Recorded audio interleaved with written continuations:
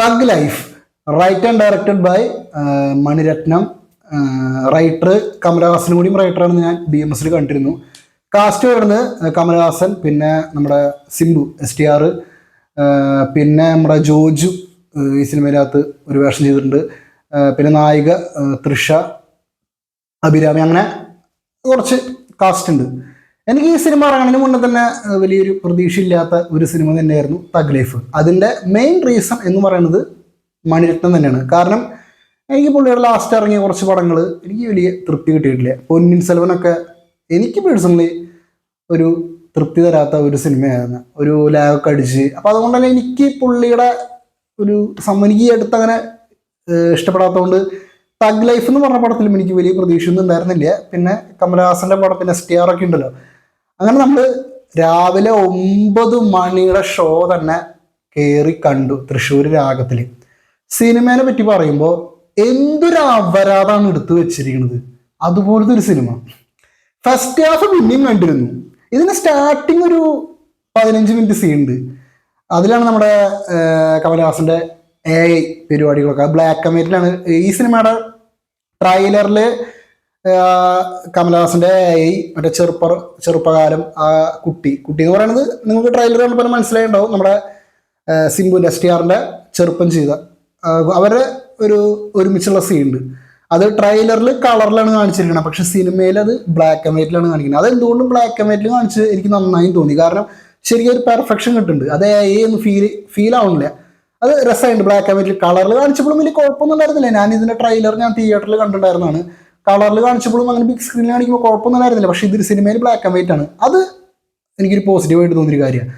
അത് ആദ്യത്തെ ഒരു 20 മിനിറ്റ് സീനാണ്. അതൊക്കെ നന്നായി ഉണ്ടായിരുന്നു. ഞാൻ അതൊക്കെ കണ്ടപ്പോൾ ഞാൻ വിചാരിച്ചത് ഇതൊരു നല്ല സിനിമ ആയിരിക്കും എന്നാണ് ഞാൻ വിചാരിച്ചത്.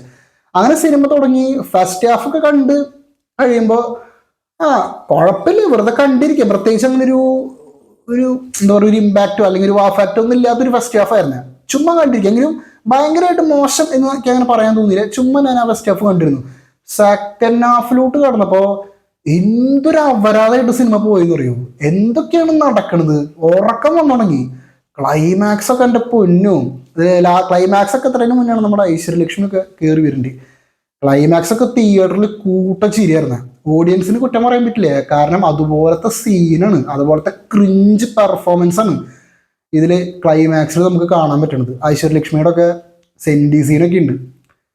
തിയേറ്ററിൽ ചിരിക്കായിരുന്നു ആൾക്കാർ. അതുപോലെ തന്നെ ക്ലൈമാക്സിൽ ഈ സെക്കൻഡ് ഹാഫിലോട്ടൊക്കെ കിടക്കുമ്പോൾ നമുക്ക് ഇന്ത്യൻ താത്തേനൊക്കെ കാണാം. നമ്മുടെ ഇന്ത്യൻ താത്തയൊക്കെ ഇല്ലേ, പറന്നടിക്കും, ചാടിയടിക്കും, എന്തുണ്ടായാലും.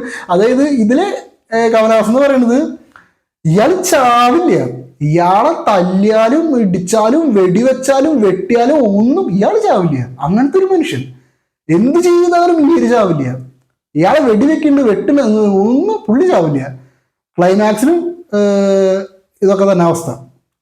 നമ്മുടെ അതിൻ്റെ ഇടയ്ക്ക് മുടിയൊക്കെ വളർത്തി നമ്മുടെ ഇന്ത്യൻ താത്തേനെ ഓർമ്മിപ്പിക്കുന്ന രീതിയിലുള്ള ചില രംഗങ്ങളൊക്കെ ഈ സിനിമയുടെ സെക്കൻഡ് ഹാഫിലുണ്ട്. സെക്കൻഡ് ഹാഫൊക്കെ പടം കയ്യിൽ നിന്ന് തകിട്ട് പൊടി. സെക്കൻഡ് ഹാഫൊക്കെ ക്ലൈമാക്സ് ഒക്കെ സൂപ്പർ. ക്ലൈമാക്സ് ഒക്കെ എന്തിട്ടാണ് കാണിച്ചു വെച്ചിരിക്കുന്നത്.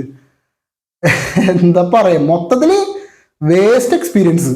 അപരാധം തന്നെ പറയാം. എങ്കിലും ഫസ്റ്റ് ഹാഫാണ് പിന്നെ ഒന്ന് കണ്ടിരുന്നത്.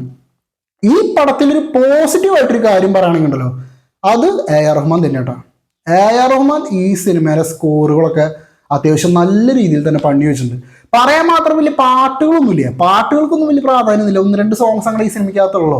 അതിപ്പോൾ അങ്ങനെ ഓർത്തിരിക്കാൻ പറ്റിയ സോങ്സ് ഒന്നുമില്ല. പക്ഷേ ഈ സിനിമയുടെ ഇടയിൽ വരുന്ന ചില സ്കോറുകളുണ്ട്. പ്രത്യേകിച്ച് ഫസ്റ്റ് ഹാഫിലാണ് എനിക്കത് കൂടുതൽ ഫീൽ ചെയ്തത്.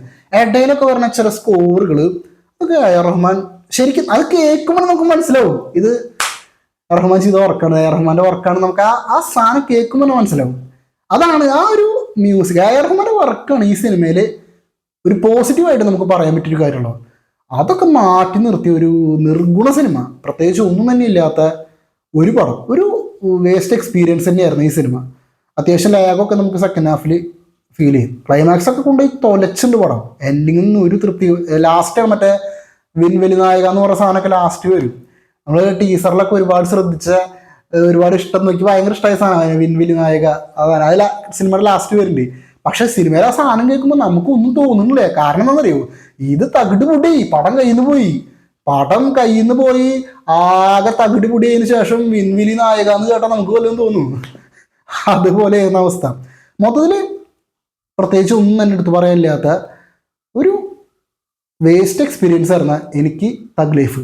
അപ്പോൾ കാണാൻ താല്പര്യമുള്ളവരെന്തായാലും ഒന്ന് കണ്ടു നോക്കിക്കോ. കാണണമെന്ന് ഞാൻ പറയില്ല, നിങ്ങൾക്ക് കാണണമെന്നുണ്ടെങ്കിൽ വേണമെങ്കിൽ ഒന്ന് പോയി തലവെച്ചോ. ഓക്കെ.